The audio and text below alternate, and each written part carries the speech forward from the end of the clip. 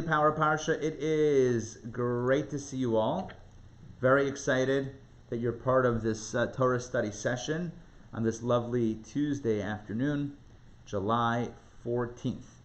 Okay, so today we're going to explore the third, right, Sunday, Monday, Tuesday, the third of our double reading, which is Matot-Maasei, and the topic is a very interesting one.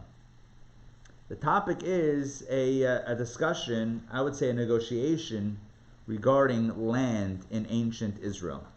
So, let me give you the context. Remember, we're at the end of the 40 years of wandering. The Jews have done their time. They've done their time, they've wandered, it's been a journey. The generation of the Exodus has by and large passed on. Now it's time to head into the land of Israel. And so we've discussed, we've counted the people who's left. We've discussed how they went about allocating the land, which tribes get which property, or which tribe gets which areas of the land of Israel. And we talked about the lottery, different, divine pronouncements, all good. Today, we read about a conversation that two of the tribes have with Moses, where they tell Moses, we'd actually prefer to stay right here on the other side of the Jordan, in other words, outside of Israel, than go in. And Moses has a very strong and negative reaction to that request. So let's do it inside. I'm going to share my screen with you, and you'll see exactly what I am talking about. Okay, here we go. Can you see my screen, Numbers chapter 32? Yes? Yeah? Okay, great. Numbers chapter 32. Here we go. The descendants of Reuven and Gad. So these are the two tribes in question. Reuven and Gad had an abundance of livestock, very numerous. They had a lot of cattle. And they saw the land of Yazer and the land of Gilead, and behold, the place was a place for livestock. Now, let me clarify. Yazer and Gilead were not places, cities, or regions in the land of Israel. They were on the other side of the Jordan River. The Jordan was that border that the Jews would eventually cross into Israel. This was on the other side. This was on the east of the Jordan. This is out of Israel. But where they were, remember, they were marching. I don't know, marching, but they were traveling on the way to get into Israel. So they were stopped somewhere, and they said, you know what? This is great. We have a lot of cattle. This is perfect for cattle. Why are we going anywhere? This is great. Let's stay right here. So take a look at what happens. Verse 2. The descendants of Gad and Reuven came, and they spoke to Moses and Elazar the Kohen and to the princes of the community, saying, Atarot, Dibon, Yazer, Nimrah, Cheshbon, Eliale,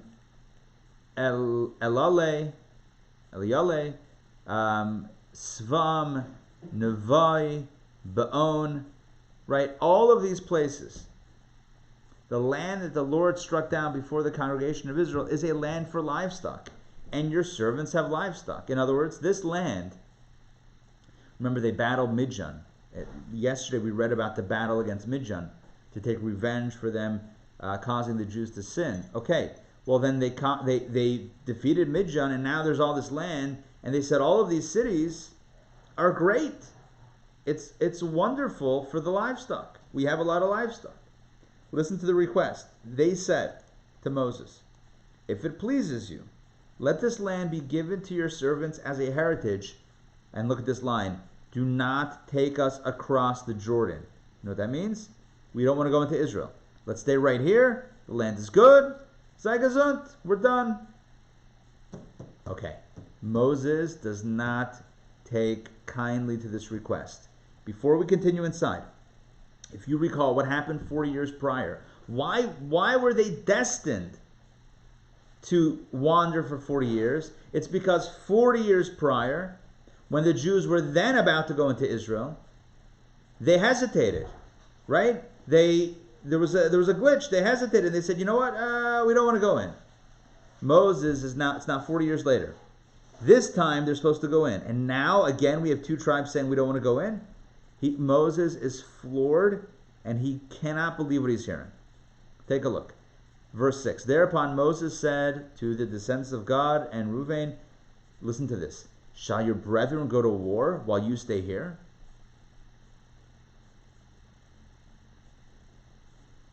Why do you discourage the children of Israel from crossing over to the land which the Lord has given them?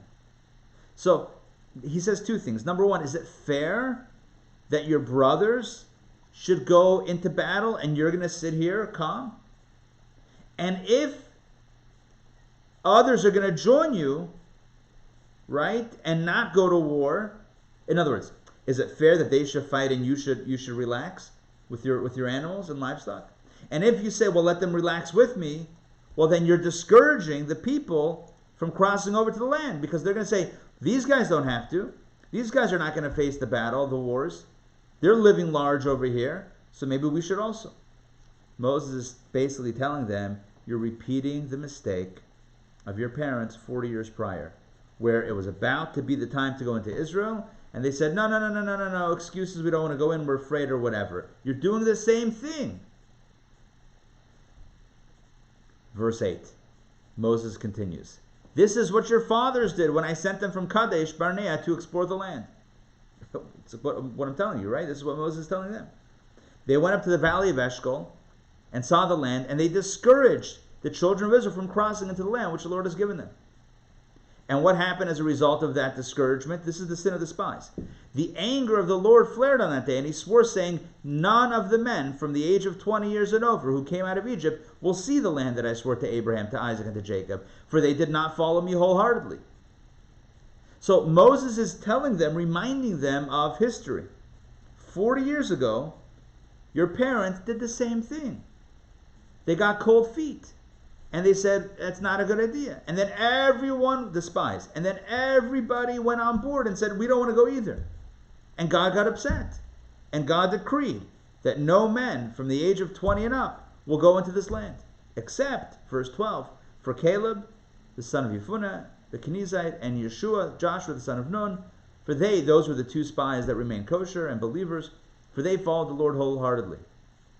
Moses is not done. He's still speaking to the tribes that made this request. The anger of the Lord flared against Israel, and he made them wander in the desert for 40 years, until the entire generation who had done evil in the eyes of the Lord, had died out. And behold, look what Moses says. This is the big finale. And behold, you have now risen in place of your fathers. You're them, as a society of sinful people, to add to the wrathful anger of the Lord against Israel. Moses saying, I cannot believe what I'm hearing.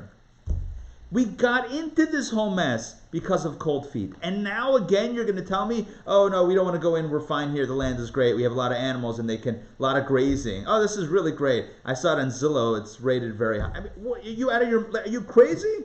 Meshuggah? This is how we got into this place mess in the first place. If you turn away, and here's like the promise of the consequence. If you turn away from following him, Moses says, he will leave you in the desert again, and you will destroy this entire people. It's going to be on you. You know what Moses is kind of saying here? He's like, I saved your skin 40 years earlier. God wanted to be done with you. And I'm like, no. And he says, okay, fine, 40 years. And now you're doing it again? I'm out. You're on your own. You're doing this again? Meshuggah. Okay, if you had to rate this reaction of Moses, right? Moses' reaction to the people's request, from like super calm, 1, to like super intense, right? Super intense, getting very nervous, number 10. I would put this up at a strong 9. I'm only saying 9 because 10 was too easy. I'm going to put this at a 10. I changed my mind. Put it full 10. This is a 10. Again, let's recap. I'm going to scroll back up very simply. What was the request?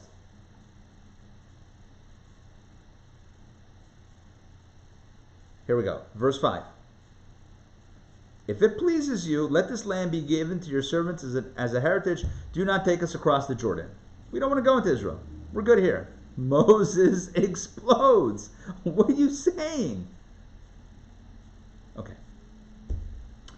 Well, the good thing about a conversation is that you can always explain yourself, right? So like you have a conversation, you say something, the other person says, whoa, what are you talking about?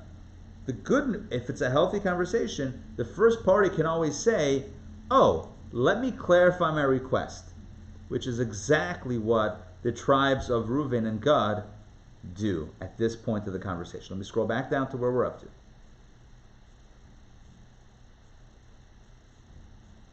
Verse 16. This is where we're up to. They approached him and said, this is their response to his response. Here's what we would like to do. We will build sheepfolds for our livestock here, like pens, basically, like areas for the livestock, for the cattle, and cities for our children. So, in other words, here's our proposal. We'll settle the animals and the kids. I'm assuming they also included their wives in this conversation, right? In their intent. We're gonna settle them, but then, verse 17, we will then arm ourselves quickly. We're not gonna take too much time. Don't worry. We're not gonna oh yeah, it's gonna take years to build all these sheepfolds and cities. No. And then we will arm ourselves quickly and go before the children of Israel until we have brought them to their place. You see that? What are they saying?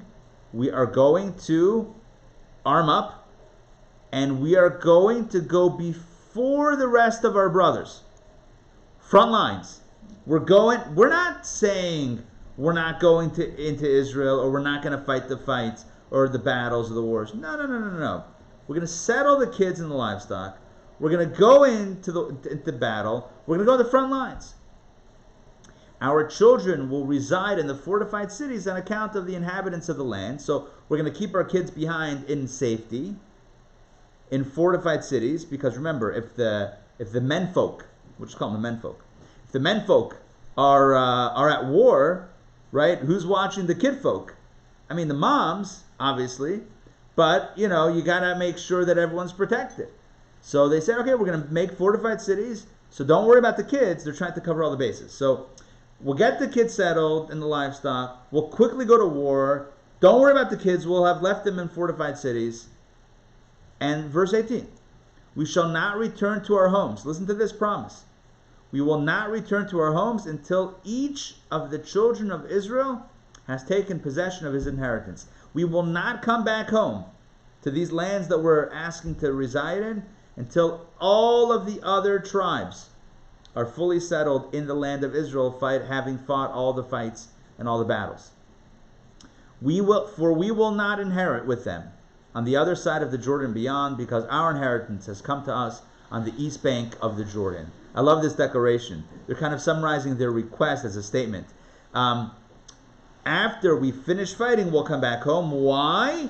Because we will not inherit Israel. We're going to take our land here on the east side of the Jordan. That's the request. So, let me summarize the conversation. We're going to go into the fourth reading, because this is too good of a story to stop right here. So, the initial request was, let's take the land. We are submitting a request, dear Moses, to remain here and not go into Israel. Moses says, what? 40 years ago, your parents did the same thing.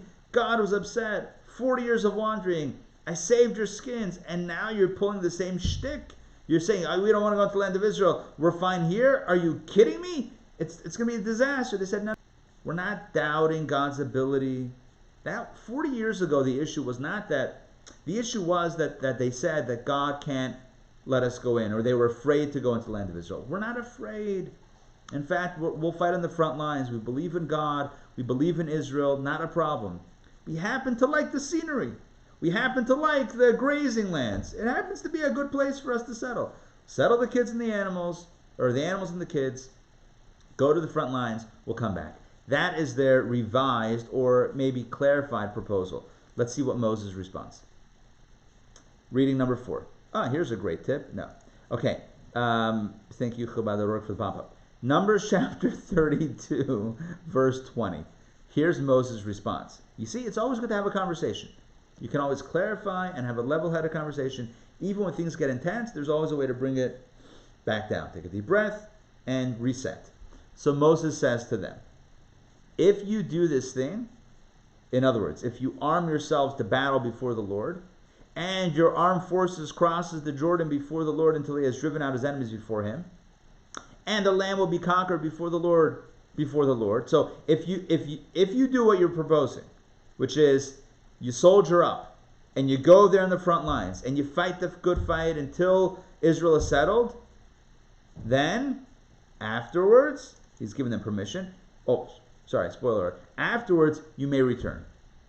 And you shall be freed of your obligation from the Lord and from Israel, and this land will become your heritage before the Lord. He says, I agree. If you keep your end of the bargain, if you do exactly what you just proposed, if you go fight with your brothers and not abandon them, until they're done, when they're done, you can then go back and settle this land that you like. But no monkey business. If you do not do so, because remember, Moses is not going to be around. Once they cross the Jordan, Moses will not step 1 foot into Israel. So Moses knows, he's making a deal with them. He's going to be gone the moment they go into Israel, and then boom, they could break it. They could just unilaterally renege. He says, but if you do not do so, if you don't keep your end of the deal, behold, I mean, what are you going to do other than saying this? You will have sinned against the Lord, and be aware of your sin, which will find you. In other words, this will hunt you down. Do not double cross me. Do not go back on this deal. It's not going to be good for you. So, he says, in summation, Moses says, verse 24, build yourselves cities for your children and enclosures for your sheep, and what has proceeded from your mouth you shall do. In other words, the deal that you proposed, you got to keep. Deal.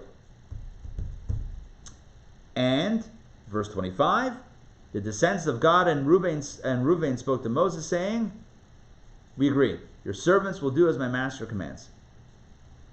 Our children and our wives, now they mention the wives, our livestock and our cattle will remain there in the cities of Gilead, but your servants, so we're going to leave them here, but your servants, we, the menfolk, the soldiers, will cross over, all who are armed for combat before the Lord, for the battle, as my master has spoken.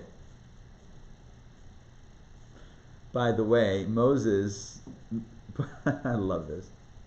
Okay, Moses puts in one more check on this deal. Moses, after the handshake has been made, right? Okay, deal, yeah, handshake. Then Moses commanded, verse 28, Elazar the Kohen and Joshua the son of Nun, and all the paternal heads of the children of Israel, of the tribes of the children of Israel, conquering them. Basically, Moses lets others know about the deal to hold them accountable. Moses said to them, if the descendants of Gad and Reuben cross the Lord with you armed for battle before the Lord, and the land is conquered before you, then you shall give them the land of Gilead as a heritage. But if they do not cross over with you armed for battle, they shall receive a possession among you in the land of Canaan. In other words, this is the deal. You need to know about the deal because you have to hold them accountable. God will also hold them accountable, but you have to hold them accountable because I'm not going to be around to do so. And once again, being held accountable, the descendants of Gad and Reuben answered, saying, yes, we shall do as the Lord has spoken to your servants. Once again, for the, next multiple time, they're reiterating the promise, we shall cross over in an armed force before the Lord to the land of Canaan, and then we shall have possession of our inheritance on this side of the Jordan. And then the Torah continues to pretty much delineate which lands he gave to which tribes. He gave Gad and Reuben. Oh, and he also included half of Manasseh. They weren't one of the originals, but I guess at some point they joined up to get that land. He gave them the kingdom of Sichon, king of the Amorites, kingdom of Og, king of Bashan. Okay, and it talks about the cities that they built. The descendants of God built Dibon, Atarot, Aroer. Okay, they basically, it all worked out. Okay, fine. So let's talk about this story. Let me stop sharing because we got the story. So let's talk about the story. Number one, there are a lot of lessons to learn from this story on multiple levels. Simple level, allegorical level, mystical level. Let's talk about a few lessons. So number one, there's the importance that we learn from this story to not jump to conclusions. Listen, I'm not judging Moses. Moses is awesome. That's the opening thing. Yet, there's always a however. There's a lesson to learn from this, and that is Moses jumped to the conclusion. They asked for this land, and Moses says, "You're not going to go in? Unbelievable! I cannot believe I'm hearing this." And they're like, "We didn't say we're not going in. In fact, this is what we'd like to propose." And hearing that, Moses says, "You know what? We can make that work." So this is a very important lesson in life. When somebody says something, you have a choice, right? To assume, let's call it the worst case scenario, like, "I cannot believe you said that." Or you can, listen, the opposite is you can assume the best intention, but the middle ground, which is also better than assuming the worst, is to at least ask the question.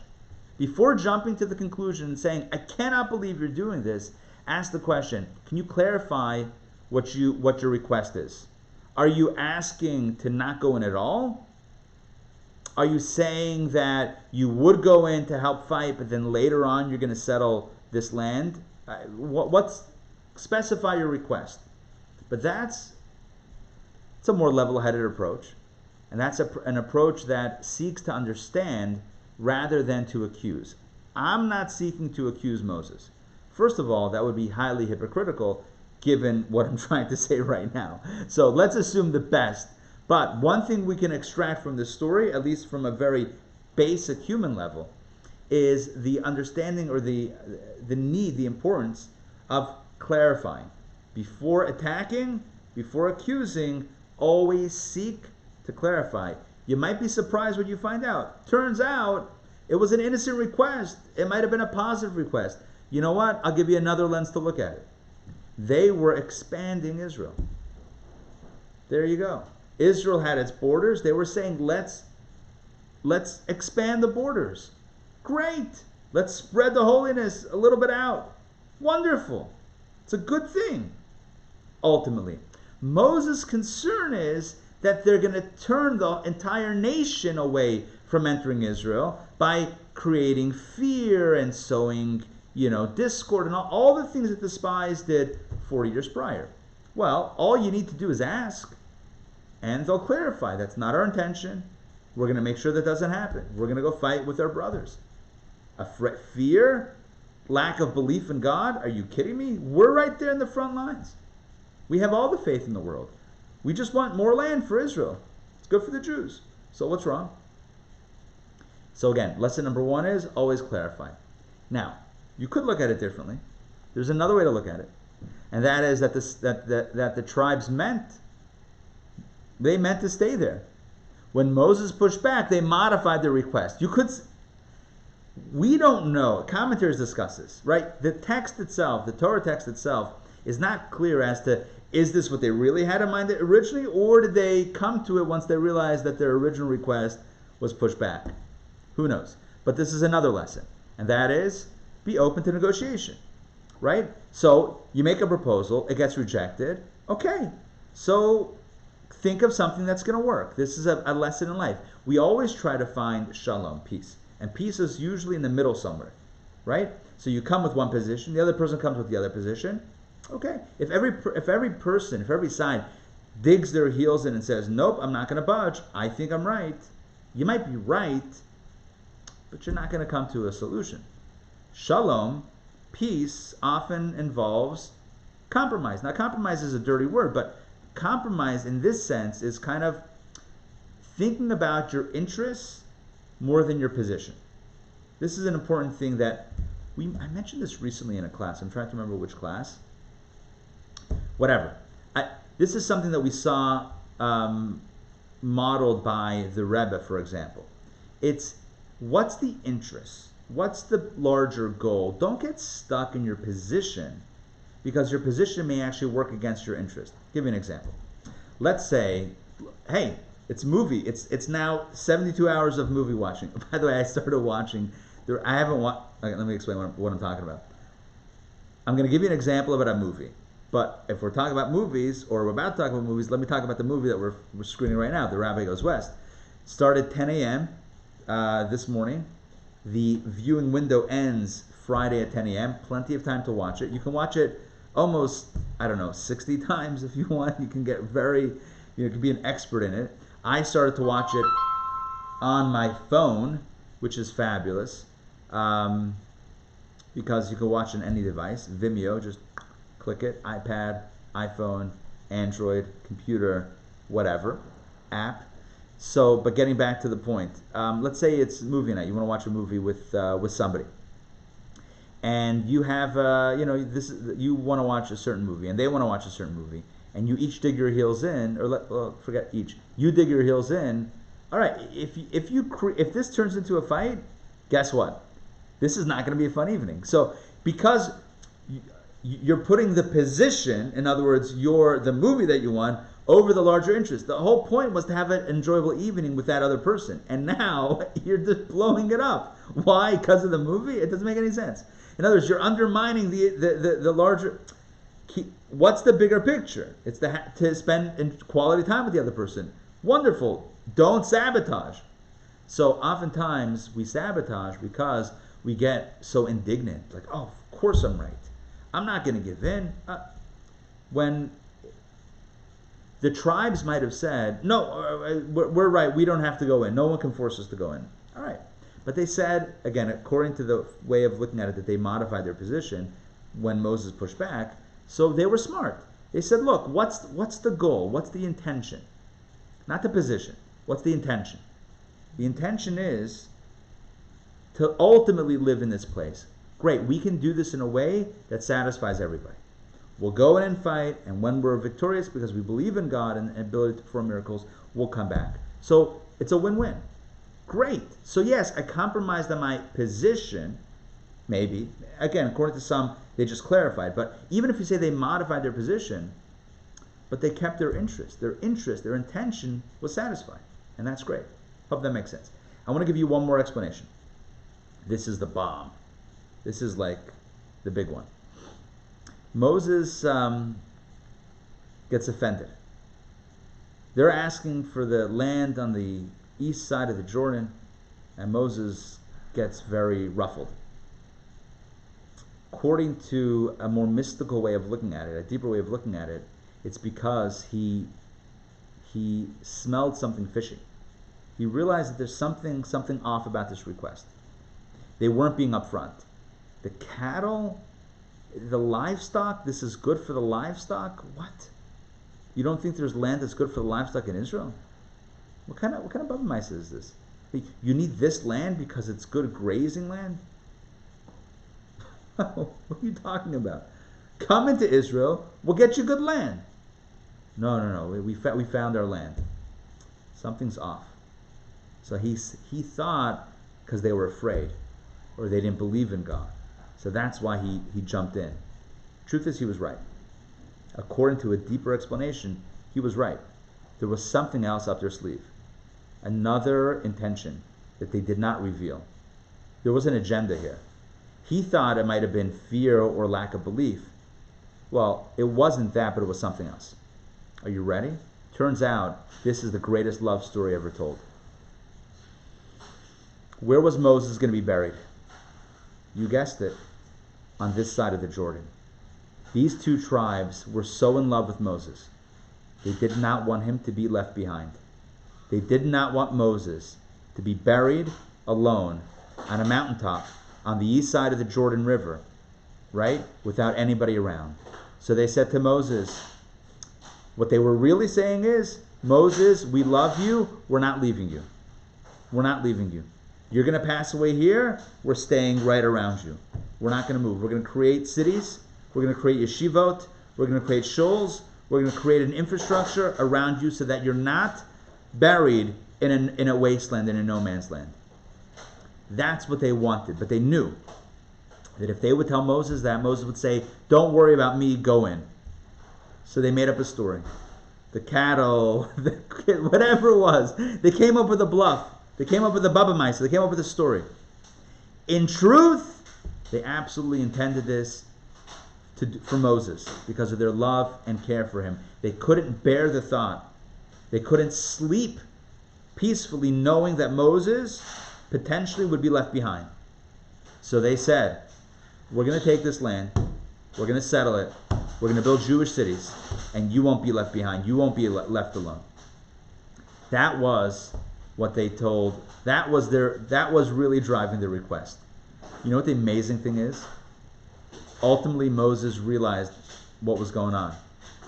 And therefore, we have the most incredible verse. I'm going to see if I can pull this up for you. We have the most incredible verse in the book of Deuteronomy, in the very last Torah portion, which is moments before Moses passes away. Like moments before he passes away, Moses blesses all of the tribes. And look what he says. I'm going to find this for you. Let's see if I can find it. Why can't I find... hold on. Okay, here we go. All Parshas. I'm going to share my screen with you in a moment. Don't worry. Hang tight. Have faith. Have faith, have faith. Okay. There we go. I'm almost ready to share my screen. Now, this Torah portion of V'zot HaBracha is always read on Simchas Torah. At a time of great revelry, however it's pronounced. Hold on, did I share my screen with you? Okay, can you see that? V'zot HaBracha? Yes? Thumbs up? Okay, take a look at this is Moses blessing all the tribes before his passing. So let's look at, I'm going to roll the dice here and say third reading. Let's see. Joseph, nope. Fourth reading.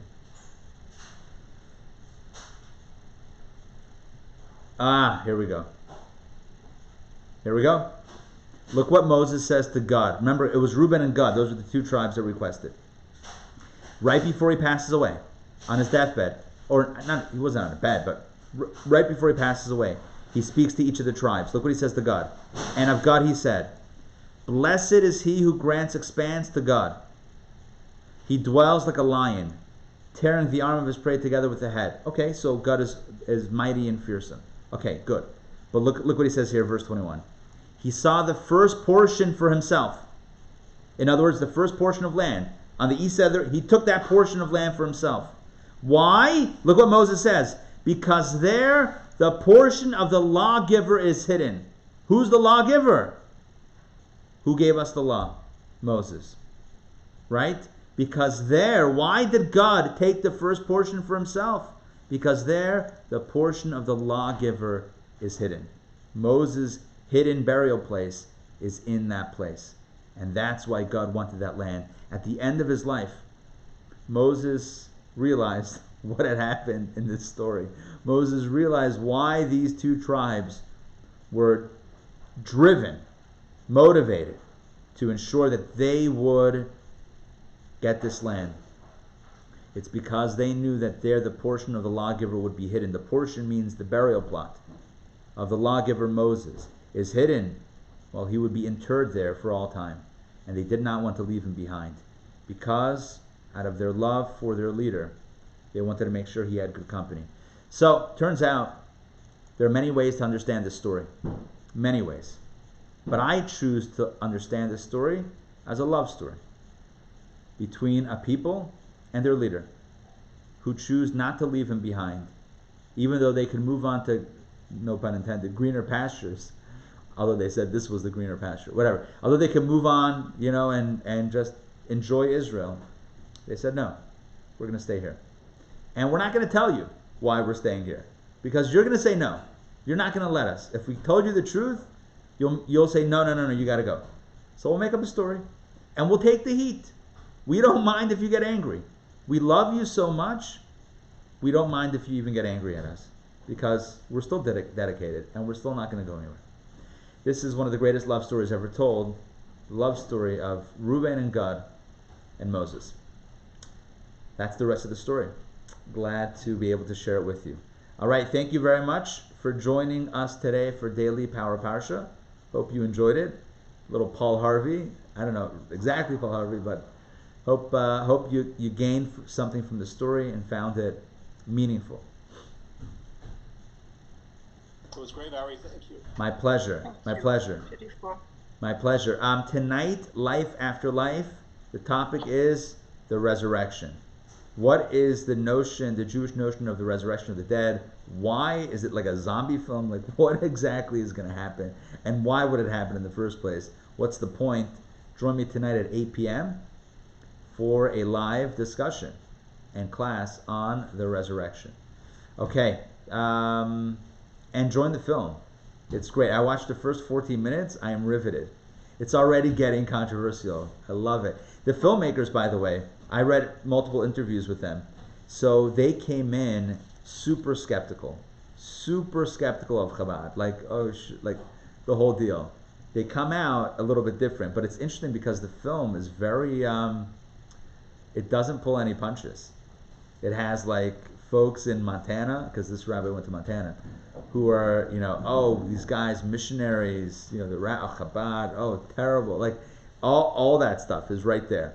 And he's like face to face. It's very, anyway, watch the movie. You're going to love it. It's really great. And then next Monday. So you have till Friday to watch it with our password protected link.